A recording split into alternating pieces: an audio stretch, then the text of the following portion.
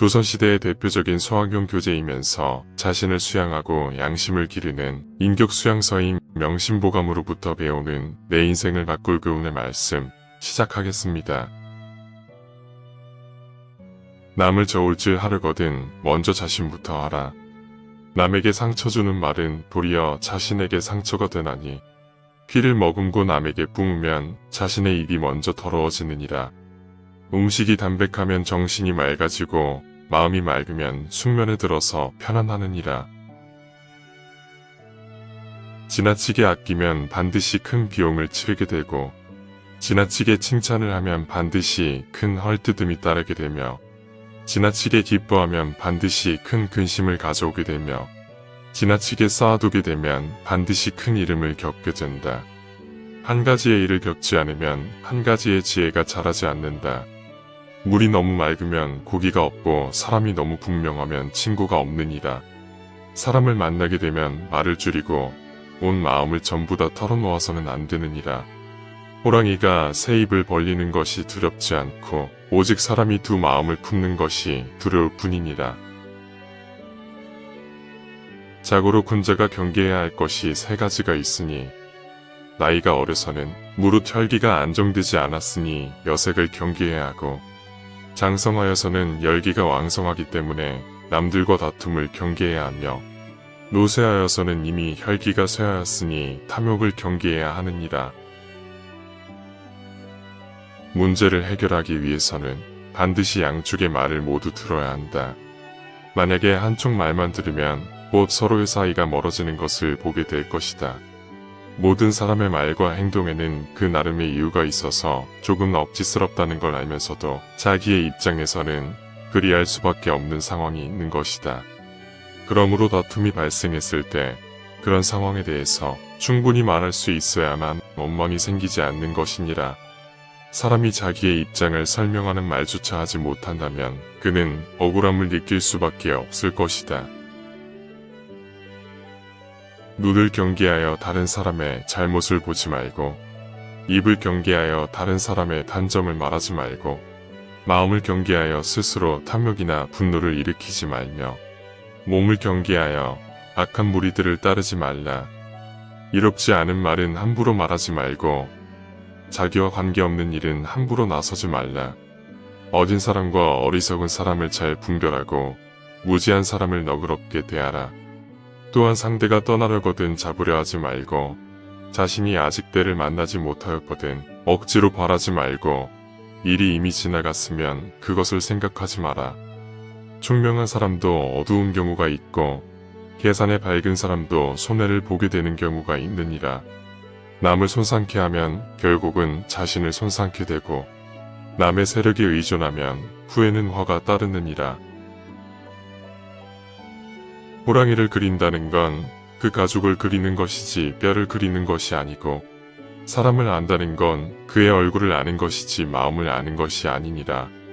날마다 선한 일을 행하게 되면 비록 복이 이르지 않을지라도 화는 저절로 멀어질 것이요. 날마다 악한 일을 행하게 되면 비록 화는 이르지 않을지라도 복은 저절로 멀어질 것이니라.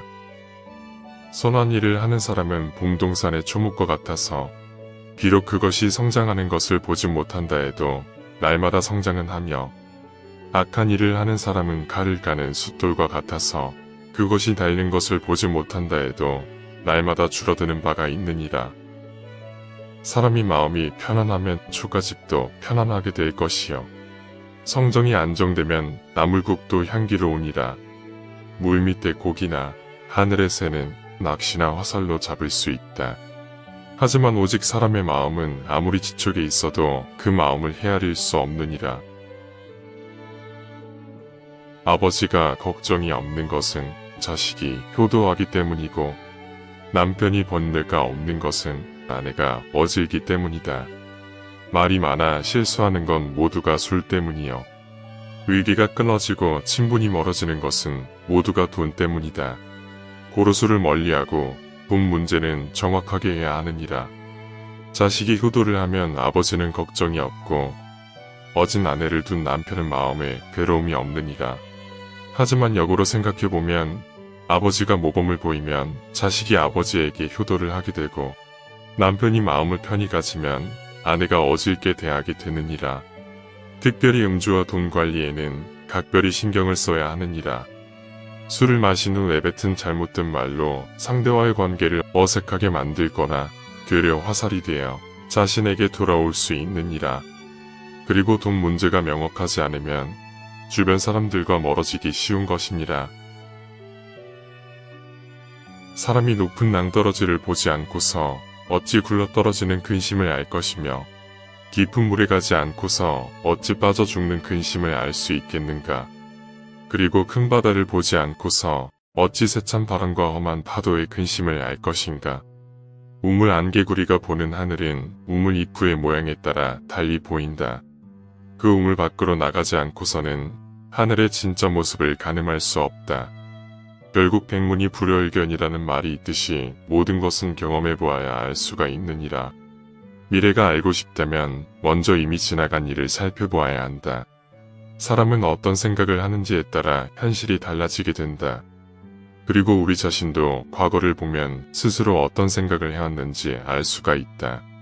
그런 생각을 그대로 갖고 살아간다면 미래도 과거와 크게 다르지 않을 것이니라. 역사도 마찬가지이다. 사람들의 생각과 방식, 그리고 본성은 크게 변하지 않는다. 사람들은 과거, 현재처럼 미래에도 비슷한 생각을 하게 된다. 과거의 역사를 통해서 인간의 본성에 대한 통찰을 얻으면 미래는 어느 정도 예측할 수가 있다. 삶은 언제나 변화의 가능성은 있다. 과거를 살펴보고 생각의 변화가 필요하다면 우리는 과감히 의식을 바꾸어야 할 것이니라. 한가롭게 지낼 때에도 신중해야 하며 불행이 없을 거라 말하지 마라. 불행이 없을 거라 말하자마자 곧 불행이 생기게 되느니라. 또 입에 달다고 음식을 많이 먹으면 병이 날 수도 있는 것이요. 마음에 즐겁다고 하여 지나치게 행하면 반드시 재앙이 있게 되느니라. 보로 병이 난 후에 약을 먹는 것보다는 병이 나기 전에 스스로 조심하는 편이 나으니라. 일생의 계획은 어릴 때에 하고 1년의 계획은 봄에 하며 하루의 계획은 새벽에 하느니라. 어려서 배움이 없으면 늙어서 아는 것이 없고 봄에 밭을 가지 않으면 가을에 바랄 것이 없으며 새벽에 일찍 일어나지 않으면 하루의 어떤 일도 처리할 수 없느니라. 은혜를 베풀려거든 보답을 바라지 말고 남에게 베풀었거든 후회하지 마라. 사람이 일생에서 배우지 않으면 살이 분별에 어두워져 밤중에 길을 가는 것과 같으니라. 만약에 집이 가난해도 그 가난으로 인해 배움을 놓아서는 안 되고 집이 만약 부유해도 그 부유함을 믿고 배움을 게을리해서도 안 되느니라. 가난하지만 배움에 부지런히 힘쓰게 되면 입신을 할 수 있을 것이요. 부유하지만 배움에 힘쓴다면 이름이 빛날 것이니라. 그러므로 오직 배움에 매진한 사람이 훌륭해지는 것은 세상의 바른 이치인 것이다.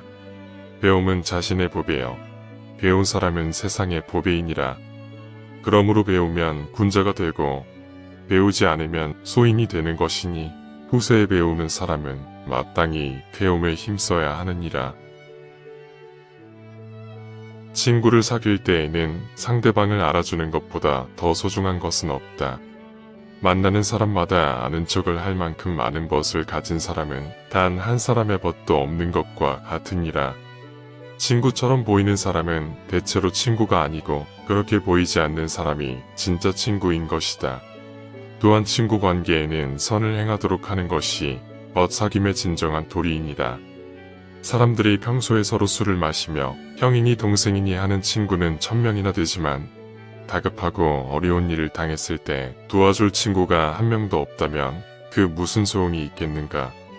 그러므로 불운할 때의 곁에 있는 친구가 진정한 친구인 것이니라. 명심보감은 추적이라는 인물이 공자를 비롯한 성현들의 말씀 그리고 수학 등의 책에서 발췌한 내용과 유불선의 복합된 사상을 모아서 19편으로 구성하고 편찬한 책이다. 그 후 명나라 사람 범입본이 추적이 발췌하지 못한 고전 문구를 추가, 편집, 내용을 보강한 증편 명심보감을 편찬하였다. 그 후 중국에서 한반도로 역유입이 되었는데 조선시대의 서당에서 어린이들을 위한 교과서로 자신을 수양하고 반성하고 양심을 기르는 인격수양의 목적으로 가르쳤다. 그리고 지금까지도 한국인의 삶과 같이 호흡하는 고전이 되었다. 명심보감이 단순히 쉬운 문장들로 구성되어 한문 학습을 돕는 역할만 했다면 그 이상은 불가능했을 것이다. 하지만 간결한 문장 안에 담긴 선인들의 보배로운 말과 글은 인격 수양을 돕고 나아가 인생의 잠언으로 두고두고 숙독되고 있다. 이처럼 여러 세대에 걸쳐 축적된 현인들의 지혜의 말씀은 유교, 불교, 도교 등의 내용을 아우르고 있어 전통적인 동양 사상의 진면목을 잘 보여주고 있다.